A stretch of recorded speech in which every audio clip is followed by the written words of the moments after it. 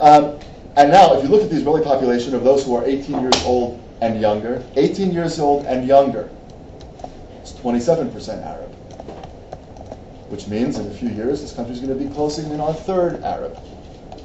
And the birth rates being what they are, we're likely to have a closing of the gap. What do you do about that? That's the question. How do you use power and how do you not use power? It's a rhetorical question. We're going to give you a chance to say something in a sec. But right now it's a rhetorical question. How do you use power and when do you not use power? How do you maintain both Jewishness and democracy in the face of shrinking majority? Like Kahana had an answer to that problem. I think most people think that answer is not acceptable. Apartheid's an answer to that problem.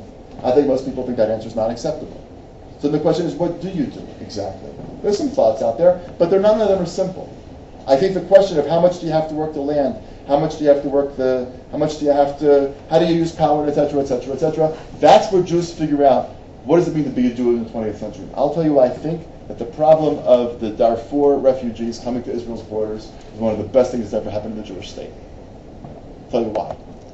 Because now we get to see if we're going to put our money where our mouth is. Because, and I don't know what we're going to do, so I say this with some risk. But if the country that was formed on the backs of the people that the world refused to let in, because FDR closed the borders, because Canada closed the borders, because Britain closed its borders and these borders, because the whole world didn't give a damn.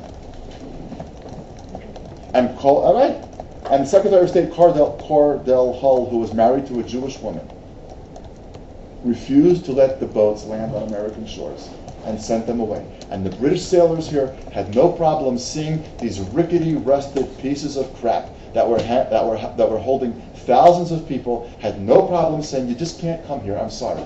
Go someplace else. And in some cases, as you know, those boats turned around, went into the ocean, and sank. Now, if the country that was created on the backs of that cannot find a way to make a space for these people, yes, some of them are really genuine, bona fide USDA choice Sudan refugees, and some of them are not. I understand that. Some of them are probably really good people, and some of them are not. It's probably the case. And we don't have enough money. That's true. And we haven't dealt yet well with the Gaza evacuees. That's true. And there's a whole other 1,000 reasons why we shouldn't let them in, and none of them matter a whit, to me at least.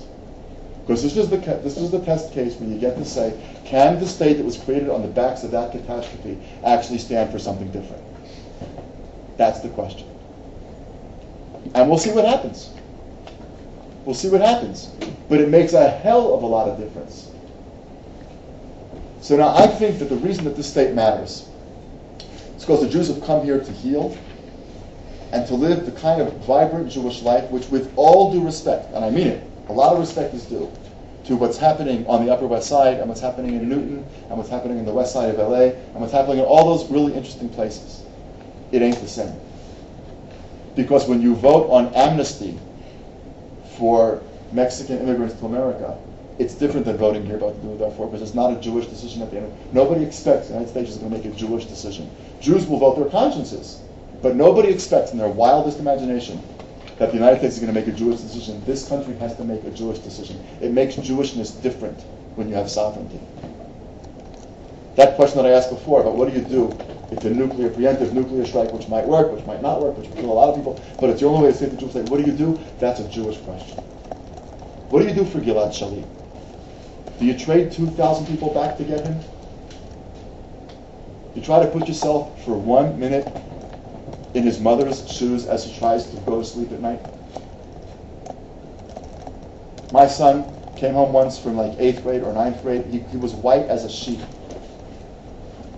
And one of the fathers of the 3 soldiers who were missing from Sultan Yaqub, lost in a battle with Syria. They just disappeared. Nobody knows where the hell they are. He came and he talked to my son's class. And the kids were, no, he wasn't 8th grade, he was like 7th grade, I guess. He was young, and kids were very young, and they didn't know like what's okay to ask and what's not okay to ask. So one of the kids asked a question that you really should never ask father. Do you worry that they're torturing your son? And the father said, and Avi came home, he repeated this, and I will never forget it as long as I live. He said, no, I'm not worried that they're torturing him. He said, but every night when I get in bed, I think maybe he's cold. It's been 20 years. It's a lot of nights to get in bed. Gilad Shalit's been a year. So you trade 2,000 kids back, 2,000 people back to get that kid? Or do you listen to Rabbi Meir of Rottenburg, who wrote a very famous response when he himself was kidnapped by Christians and refused to be ransomed back? Refused. Said it's awesome. Forbidden. Can't do it. Because if you do it, they will just take another one. And they will eventually bankrupt the Jewish community. So what's the right thing to do? That's what this state was created to figure out. This state was created because of the bookstores. My kids laugh hysterically every time I say that, but I believe it with every fiber of my being. Yeah, I wish we had a Barnes & Noble. Okay, maybe one day. There's a challenge for you. But, right? But this, I walk into a Jewish, Israeli Hebrew bookstore, Tamir, not Steinetsky so much, but Tamir or whatever, and you look at the productivity in a language that 100 years ago virtually nobody spoke. Not nobody, but virtually nobody spoke. And you got cookbooks and math books and Harlequin romances and phenomenal literature of the Aleph Bet Yoshua and Amos El-Sort and everything in the middle. A people's not a people unless it produces literature in its language. Are the French if nobody speaks French and nobody writes in French? They're not. And the Germans aren't Germans if nobody's writing German music. And nobody understands German operas in their original. Whatever you want to say about Wagner, one way or the other. Right?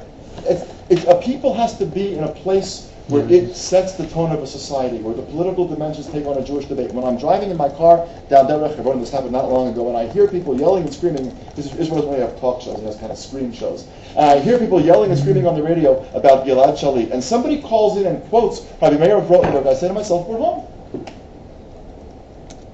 Because on Don Imus, Zichron Livracha of sorts, right? You can't call up and quote Rabbi Meir of Rothenburg, because people say, like, who the hell cares?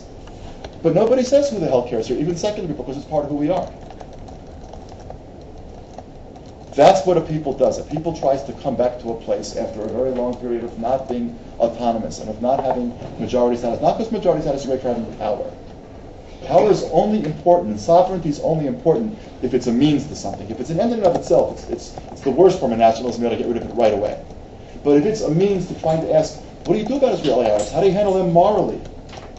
What do you do with prostitutes in Tel Aviv who say they want to be prostitutes? And no matter what you do for them, they're going to go back and do this because that's what they want to do.